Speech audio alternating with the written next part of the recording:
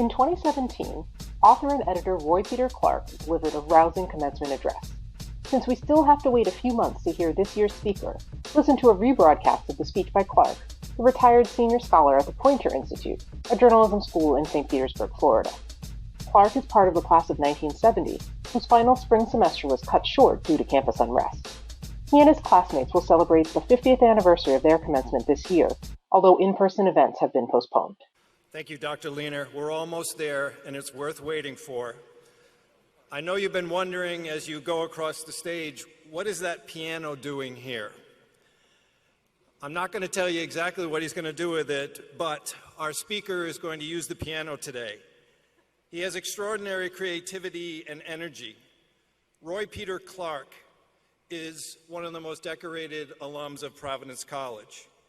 And we believe this will be the first commencement address to include an instrument since Dr. Clark's good friend, PC history professor, Dr. Ray Sickinger, played the guitar and sang Beatles tunes as part of his 1971 valedictorian's address.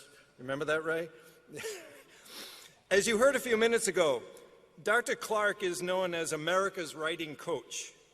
He recently retired as senior scholar from the Poynter Institute for Media Studies, a school in Florida dedicated to making journalism better. Although you would hardly know he is retiring from looking at the Institute's website, he continues to write with insight and humor about writing, politics, and journalism, and other related subjects. Dr. Clark was the first person in his family to attend college. He arrived at PC planning to be a lawyer, but decided that his true love was literature. He studied in the liberal arts honors program and earned an English degree as the class of 1970 salutatorian. He then became an academic, joining the English faculty at Auburn before transitioning to journalism as the writing coach at the St. Petersburg Times, leading then to his work at Poynter. He has had a career of influence and impact, and I'm certain that his message today will stay with each of us for a long time to come. So please welcome a Providence College treasure, a member of the 1966 Albertson, New York garage band T.S. and the Elliots, Dr. Roy Peter Clark.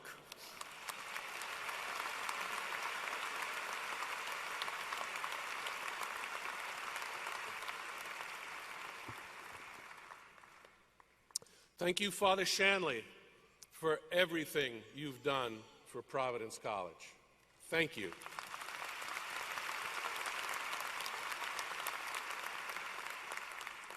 Father, we know you can't be president of PC forever, so we have an idea. We think that somewhere down the line, you should consider running for president of the United States.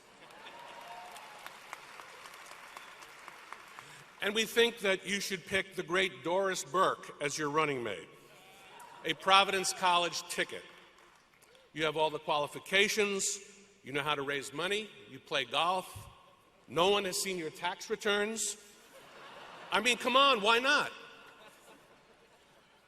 Thank you, Providence College, for this honor, which I treasure more than a Pulitzer Prize. And thank you, class of 2017. It's my turn to honor all of you.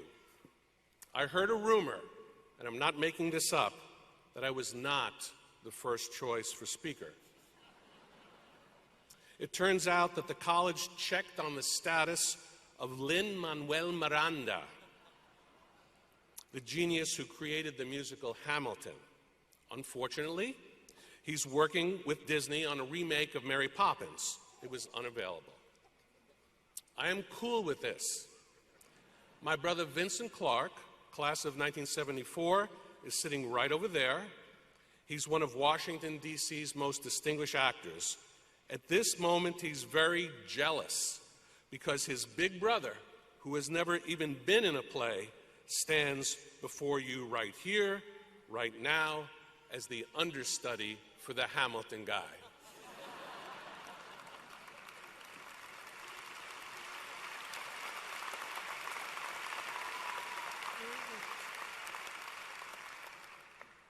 And believe me when I say, I'm not throwing away my shot.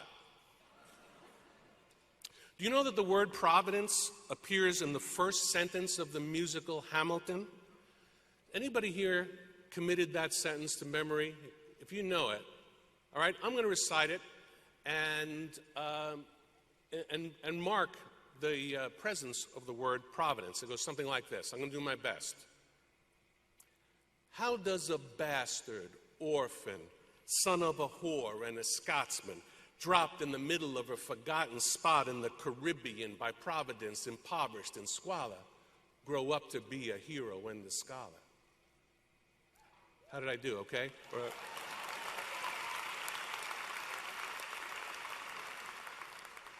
The $10, no, I won't go the rest of it. I love the name Providence, and I love the initials PC. I wanted to go to Princeton University, but I didn't get in.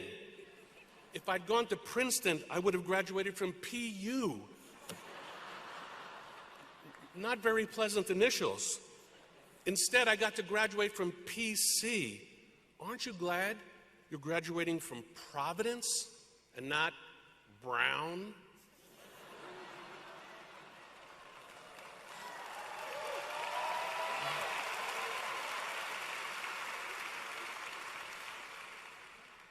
Yeah, Brown. It's a great school, but who wants to graduate from a color, right? Think about how prominent the initials PC have become in the last half century, signifying everything from political correctness to personal computers. My name is Roy Peter Clark. I am Roy PC. I had no choice. The word Providence is a powerful name in both the American and Catholic traditions, coming from the Latin, meaning to see ahead, to provide for. Roger Williams founded Providence as a safe haven from those for religious dissenters, refugees from those witch hunters in Massachusetts, one of the first American expressions of diversity and tolerance. And think of how much smaller we would be as a nation without Rhode Island pizza and clam cakes and quahogs. And I hear that Narragansett beer is making a comeback. I love returning to Rhode Island to hear my last name, Clark, pronounced like the timepiece, clock. Hickory dickory dock, my name is Roy Peter Clark. From the Catholic perspective, Providence is the Christian expression of God's grace and loving care for his children. It's the antidote to the idea that everything in the universe happens by accident, that life is a series of random events. I wouldn't trade the name Providence for any other college name in the world.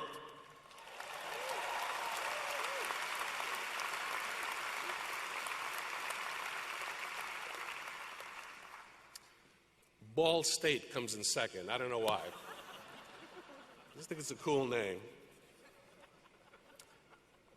Thank you very much. I attended Providence College from 1966 to 70, a pivotal moment in the history of the country and the college. What an amazing time. The war raged in Vietnam, thousands dying in the jungles of Southeast Asia, and we were subject to the military draft. The civil rights struggle was transforming America. Human beings first set foot on the moon. Robert Kennedy and Dr. Martin Luther King were assassinated. And during the Democratic National Convention in 1968, police and protesters rioted in the streets of Chicago. Richard Nixon was elected president.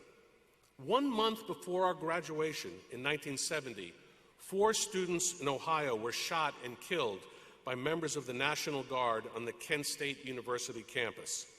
In anticipation of student strikes, many colleges ended the school year abruptly. In the 100-year history of Providence College, only one class did not complete its full 4 years. Ours, the class of 1970.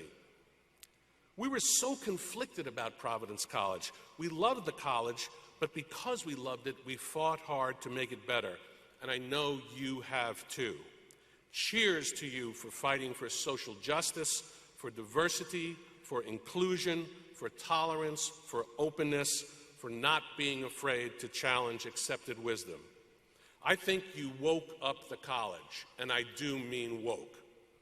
It's a student's responsibility to make a little trouble, as long as it is, in the words of the great civil rights leader John Lewis, good trouble. That's what we did.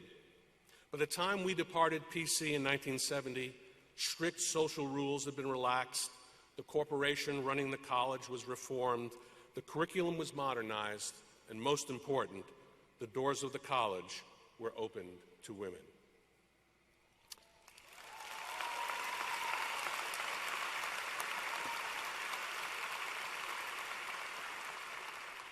Men of Providence College, class of 2017, please stand for me. Men.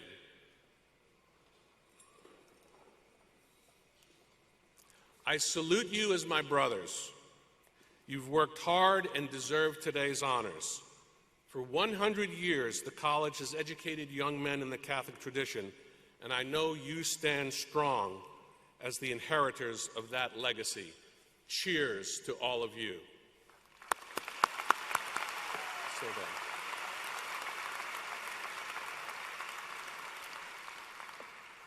As the father of 3 daughters, I cannot tell you how gratifying it is to see the great women of Providence College here today. My sisters, please stand.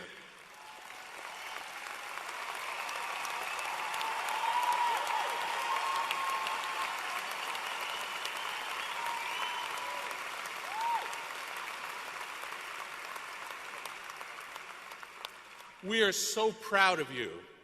I want you to know that during my last semester at PC, I debated in public a member of the college administration. He argued against coeducation because he said, quote, "Women lack the intellectual rigor of men." I have a good memory, and I like to keep score.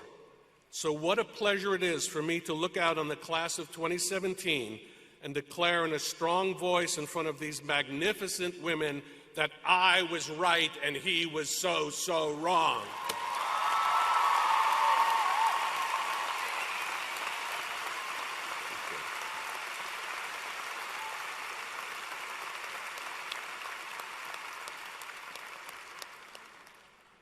By the way, if you did not stand up as a man or a woman because you identify in some other way, know that you're honored here.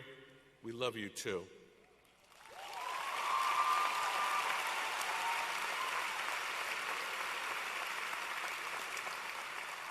We had fun at Providence College. I played the keyboard in Rhode Island's hottest rock band, Tuesday's Children. We played the music of the day, Hendrix, The Doors, The Rascals, The Beatles, The Stones, all now in the Rock and Roll Hall of Fame. I know you have great music of your generation, but for just a moment, let me be the ghost of Providence College past and play for you one of my favorite party songs. This is a party, after all. If you know the words, please sing along, because I need your help. Let's see how this goes. This is the biggest gig I've ever played.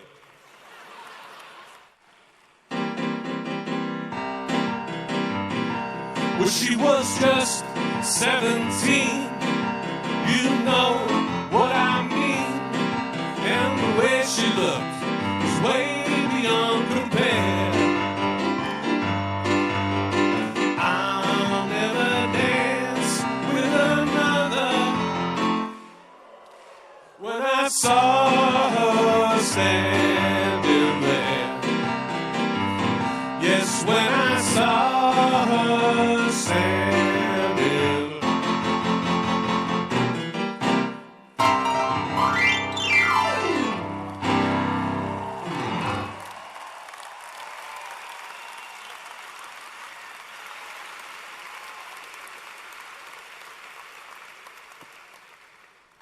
Before you step out of the doors of the dunk into the waiting arms of your loved ones, let me just share one idea with you, something I've only realized lately as I reached my 69th birthday. If you think of your life as the evening sky, you look up now and see individual stars representing the key moments of your existence so far. I promise you that one night, sometime in the future, you'll look up and see not just a bunch of stars, but a constellation, a narrative with a broader scope and a deeper meaning. I was the first member of a big Italian-Jewish immigrant family from New York City to attend college. Out of high school, I did not want to attend Providence College. I had my eyes on the Ivy League. Providence College offered me a full scholarship and entrance into the Arts Honors Program.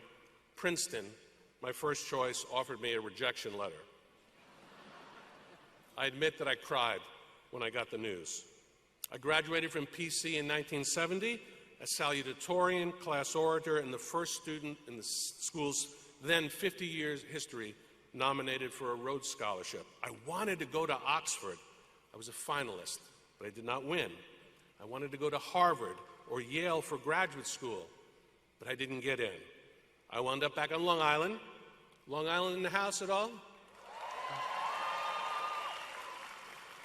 We're the rowdy ones, I'm telling you about. I wound up at Stony Brook. It was 1974, and I had a new PhD. I wanted to teach at a good college in the Northeast. I wound up at a branch campus of a public college set in a cotton field in Montgomery, Alabama, the only job offer I received. I wanted to work in a big news media capital and wound up teaching at a storefront journalism school in the then sleepy Gulf Coast town of St. Petersburg, Florida. I taught writing there for 40 years.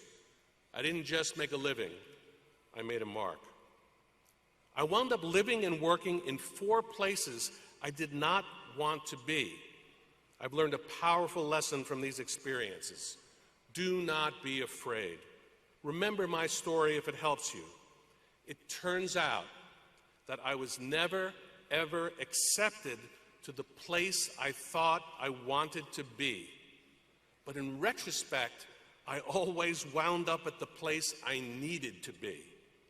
Only looking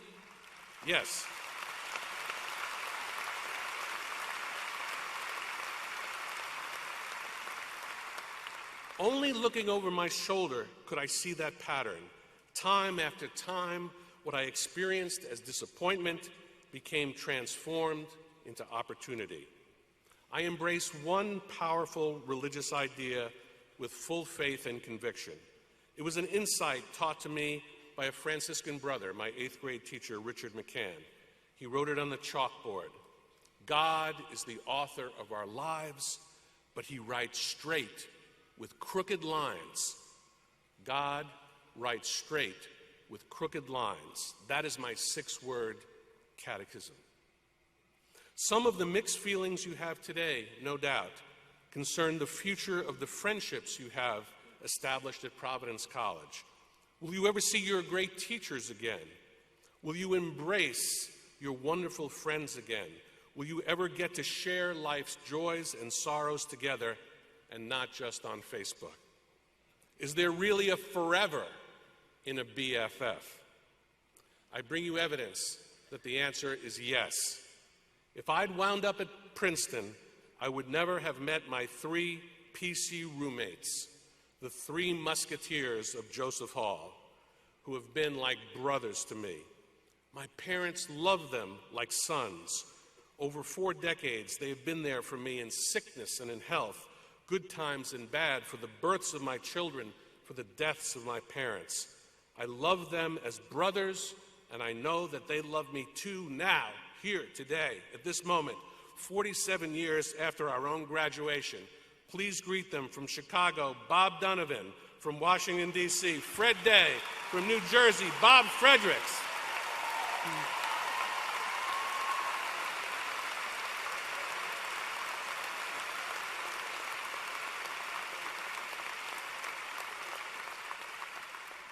May you all carry your PC friendships and your relations with your great teachers with you through the rest of your days. That leaves one last important piece of family business that I hope inspires you. In 1970, on any given day, there may have been 2,000 guys, students, teachers, Dominicans, strolling across the campus. There were no women students yet, no women teachers. There were some older women who held office jobs, and a few younger ones who served as clerks, librarians, secretaries, and accountants. There could not have been more than 20 of these, 2,000 guys, 20 women. One of them became something of a legend on campus. She had long, straight golden hair and blue eyes. She wore the fashionable miniskirts of the day, shorter than a Hemingway sentence. Yeah, the check down is shorter than a Hemingway sentence. Use that again. Okay. From a working class family, she sewed her own clothes, and she had a great sense of humor. When a famously grumpy priest, treasurer of the college, suggested that her skirt was too short, she earned applause from the other women in the office when she responded, "Father, if you would pay us more money, I could afford more fabric, and I could make longer skirts."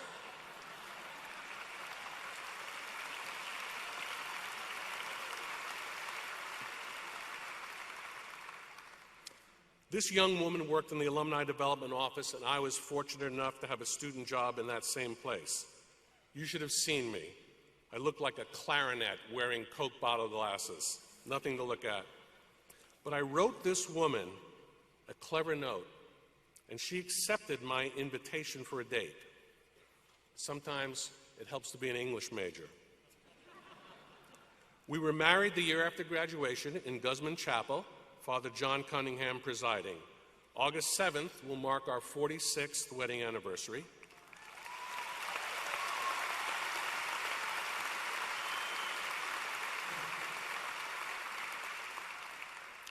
If I'd gone to Princeton, there would not be these three amazing and spectacularly complicated young women, Allison, Emily, Lauren, who are our daughters.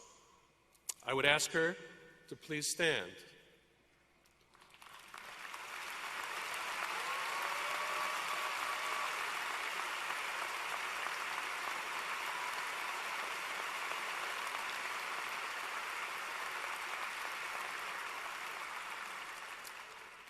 No, remain standing, please. Karen Lorraine Major Clark, whereas you have been a loyal partner, whereas you have been a wonderful mother to our three daughters, whereas you've been pretty damn hot in the romance department, whereas you have not only survived breast cancer but kicked its ass,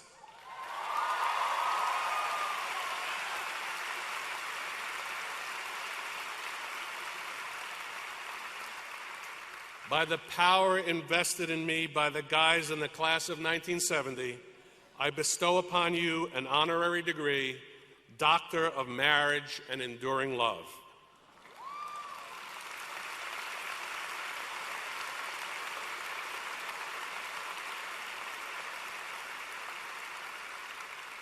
Class of 2017, I want you to believe in the possibility of enduring love. I will say it again. God writes straight with crooked lines. There's a word for that, isn't there? It's on the tip of my tongue. Thank you, my man. And that word will be on your diploma for the rest of your lives. Providence, Providence, Providence. God bless you.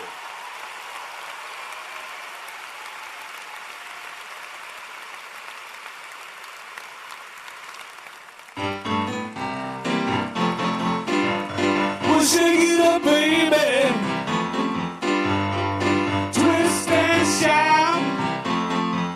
Come on, come on, come on, come on, baby. Come on and work it on out.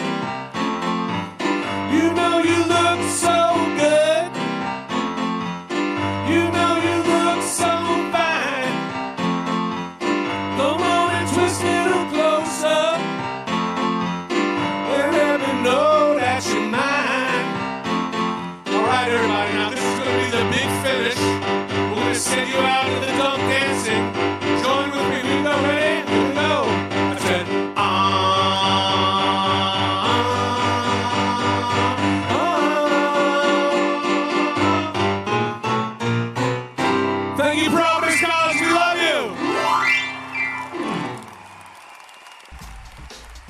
for listening to the Providence College podcast.